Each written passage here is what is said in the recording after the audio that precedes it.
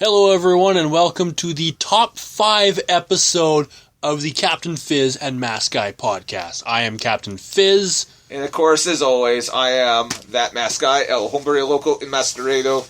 So, depending on time, these are our subjects for tonight. Da-da-da-da. Top 5 comic book movies. Our favorites. Our favorites. Our top 5 favorites. Yeah. Our top 5 least favorite comic book movies. Our top 5 favorite villains, and that's comic book villains. Which kind of sucks because obviously my number 1 would have been Darth Vader. Yes, absolutely. So I hate you for making that decision. Top 5, although, technically they did do comic books they are doing comic books for Star Wars, so. You suck, that guy! I have to go back and go off and fix my entire list because of you, you turkey! And top 5 heroes. So, who wants to start for the top 5 comic book movies? Our favorites. Well, I would go paper, rock, scissors with you on this, but no one would actually be able to see it. So, ladies first. So, my very first one is Guardians of the Galaxy. Then The Dark Knight, Punisher, The First Avengers, and X-Men Days of Future Past. I completely forgot about X-Men Days of Future Past. That's why you suck. Oh, man. That completely goes off and messes up my entire list. Well, you got to go exactly what you wrote down. Unfortunately, so I'm going to actually go in sort of reverse order on this from 5 up to 1. Number 5, I'm going to go with the original Superman movie with Christopher Reeve. Notice how I did not do a single Superman movie. And honestly, to me, this was like one of those movies that is really iconic to me. It was one of those movies I loved growing up as a kid. I actually love that there's at one point in the movie where Lois Lane actually has to save Superman. And so, he's not completely, a god in this movie. He actually, because of the kryptonite, he almost drowns to death, if it wasn't for Woo! But, so...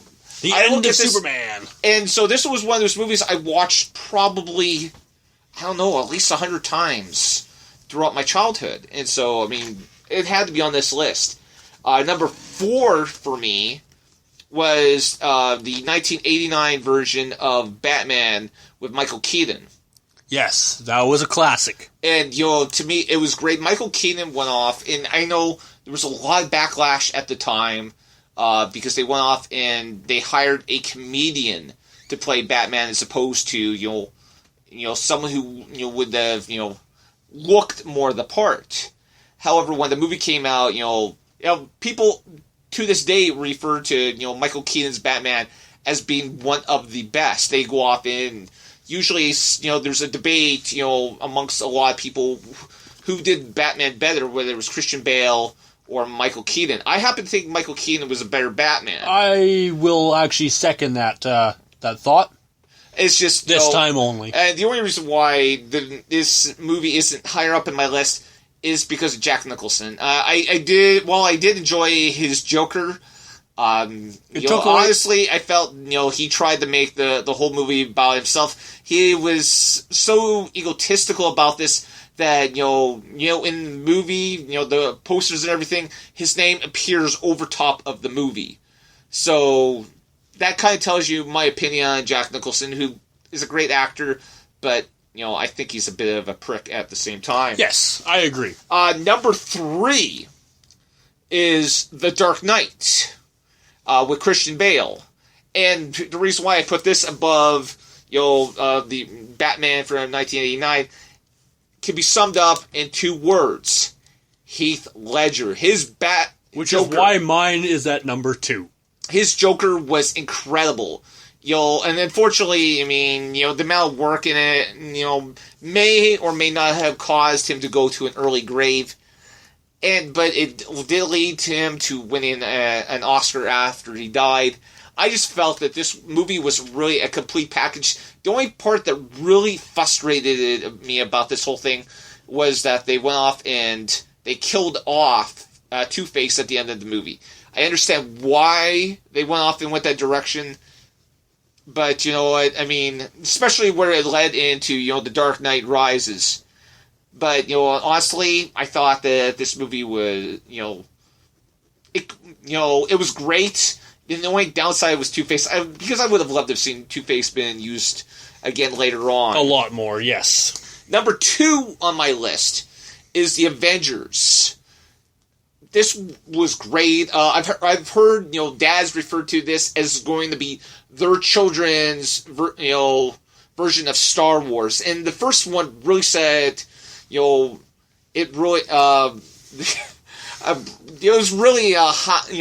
The sky's the limit on this one. I mean, that's what we thought coming out of this.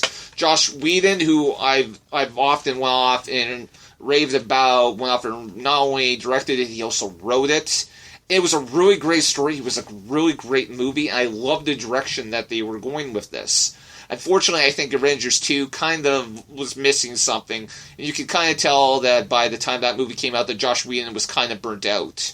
Yes, you get that impression. And number 1, just because the simple fact that I could go off and watch this movie again and again just for the music alone, is Guardians of the Galaxy. I have the soundtrack. I remember just a couple days after we saw it for the first time, we went off, bought the soundtrack, and I was dancing to it in the van and didn't care that people were giving me dirty looks. At least we can agree on one thing from our entire list. Guardians of the Galaxy is the best comic book movie. I thought it was absolutely great. No, I mean, again, I completely forgot about X-Men Days of Future Past. That movie probably would have been like maybe number 2 or number 3 on this list if I remembered it. And the fact that you didn't remember it shows how lack of good it was. Honestly, I'm slapping myself upside the head for not even mentioning it. I think I was so focused on, I want to talk about Superman because I knew you weren't going to talk about Superman. I don't talk about Superman. And how, it really impacted me as a kid. I've stated previously on the show that when I was a little kid, I was more into Superman. As I grew up, I started getting a little bit more into Batman. As I, now, maturing into my mid-30s, I'm just more into Marvel, period. Yes, so, yes. But, some of your choices, like The Punisher. Yes, I don't... honestly, Punisher was, like, it for me, it ranked number 3, and the whole reason why it wasn't higher was because of, obviously, Guardians of the Galaxy was the best one. Which version of the Punisher are you talking about? The latest one that actually came out, the huge shoot-'em-up movie. Okay, so we're not talking about the version with John Travolta in it. No. Or the version with Dolph Lundgren. No. We're talking about the recent one that came out, I believe, a couple years ago. I saw that, and I just thought, okay, this really looked weird. And while I'd given, I didn't actually have a choice in the one with John Travolta in it. I was working with some individuals, and they ordered the movie, and so I had to sit and watch it with them. I absolutely love the latest version of it. One of my favorite. I love shoot 'em up movies, and that pretty much spoke to me on every level. And then, pretty much other than that, all of ours has been equal. Just different placing. Yeah, absolutely. We had the Avengers, we both had the Dark Knight, we both had Guardians of the Galaxy as number 1. Awesome. Very good first top 5. First top 5. Now we're going to go up, and we're going to go Lee. Since you went first with that, I'm going to go, with this. My number 5 in 4 picks, you can almost switch them back and forth. For my number 5 pick was Superman 3. This was the movie where they actually had Lana Lang in it, and it was a version where Superman gets, becomes evil because he becomes exposed to a weird version of kryptonite. This movie was also the one that had Richard Pryor in it. It was kind of, it wasn't that great, and some of it it felt really weird. The only really good thing about it was Richard Pryor himself. Everything else just felt really weird. It was interesting, though, because I can't remember what her name is now, but the woman who played Lana Lang would go on to be Clark Kent's mother, in Smallville, which I thought was pretty interesting. My number 4 pick is Superman 4. And this debacle completely destroyed the whole franchise, and led to years and years of them trying to go off and revamp the whole thing. And there was even talk of completely ignoring the existence of Superman 3 and 4. And this is a movie that probably ultimately destroyed Christopher Reeve's career. Now, it can be stated that the whole, just be Superman destroyed Christopher Reeve's career, because following doing these movies, he was never able to find success in anywhere else, and which led him to doing Superman 3 and Superman 4. But, I mean, Superman 4 was absolutely terrible. I don't actually remember watching the whole movie. That's how bad it was. And I loved Superman as a kid.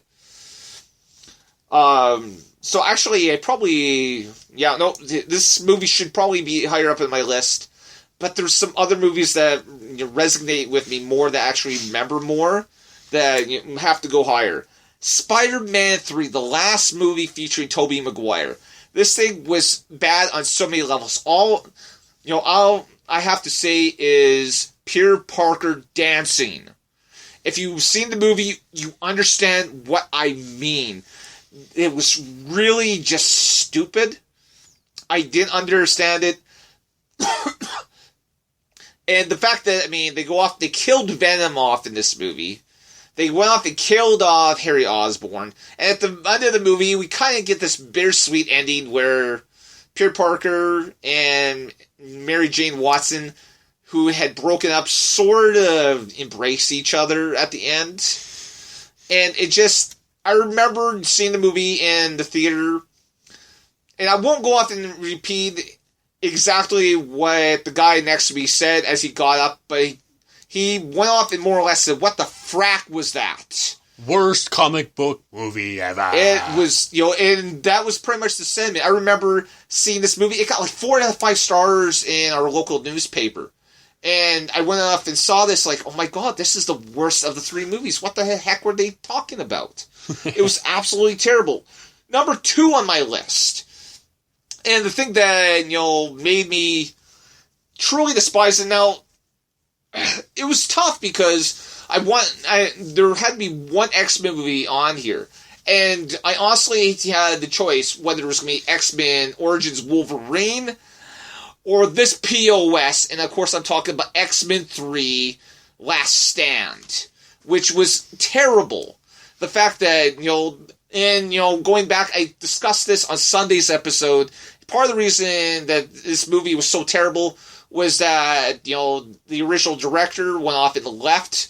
It took the actor who plays Cyclops to go off and to do Superman Returns.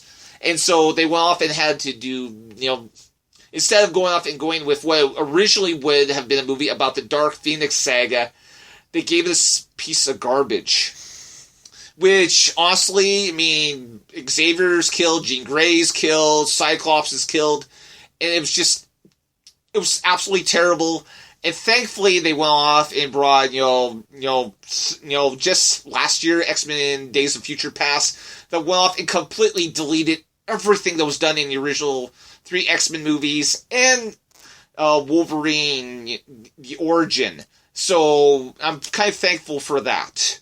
And I'm really regretting now not putting that movie on my list of top 5 because honestly, I loved it. Number 1. And I can honestly say this movie is number 1 because never have I ever felt a lack of like or hate for any single movie ever. And that is Fantastic Four, which just came out over the weekend. I'm kind of mad at the fact that I have to keep bringing up this POS. I'm serious, but you know what? It has to be on the top of the list. This, as far as I'm concerned, is the worst comic book movie I have ever watched. That's very interesting of your list. I honestly love your list. Obviously, I'm not a huge Superman fan, so I'm not going to have a whole lot of Superman on my list. Well,